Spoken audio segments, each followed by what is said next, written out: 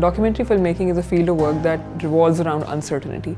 It always requires you to be on your toes. It always requires you to be ready to catch a particular moment.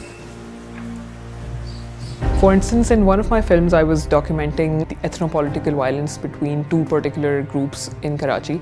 I was filming with a teenage Pashtun girl whose house had been set on fire allegedly by another ethnic group. I was about to move the camera away from her to film her surroundings when I heard a quiver in her voice. I decided to keep the camera on her. I saw that the details of the day had come rushing back to her. She broke down. उस दिन तो कुछ को देखा ही नहीं, दुपट्टा भी नहीं था और चप्पल भी नहीं थे, भाग रहे थे, सारे आदमी हमें देख रहे थे. This was a simple yet poignant moment that put into context the effects of violence on a very human level. When we watch television news, we get to hear the statistics of an event. But when we watch documentary films, we actually get to know what the impact of that particular event has been on human lives. I'm drawn towards events that revolve around injustice and violence. Through documentary films, I try to immortalize these events so that years and years from now, people can look at my work and get to know about the kinds of mistakes their predecessors have made so that they can actually learn from them. As a young filmmaker, I believe that one should be aware of all the elements that go into making a film, which is why I often go into the field all on my own. I'm the one who does the research, conducts the interview, operates the camera, and records the sound.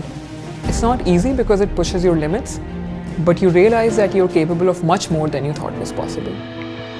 This is something that I was trained in when I went for my master's in news and documentary at New York University on the Fulbright Scholarship.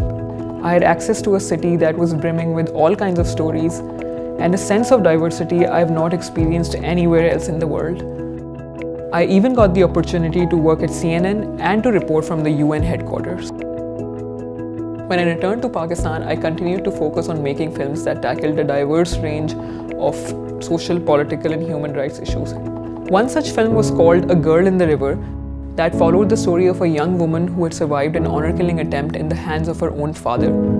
The film caught the attention of the government, and they pledged to change the law regarding honor killings in Pakistan.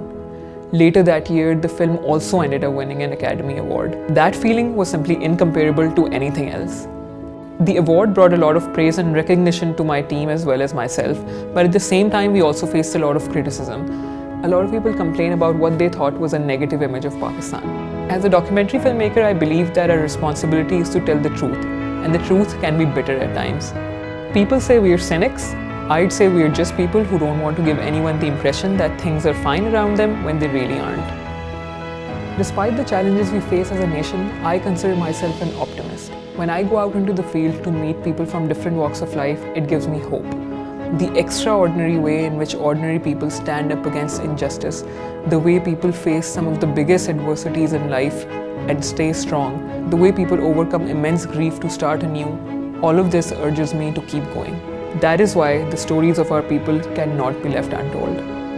My name is Haya Fatima Iqbal, and I want to make films that build empathy among people all across the world.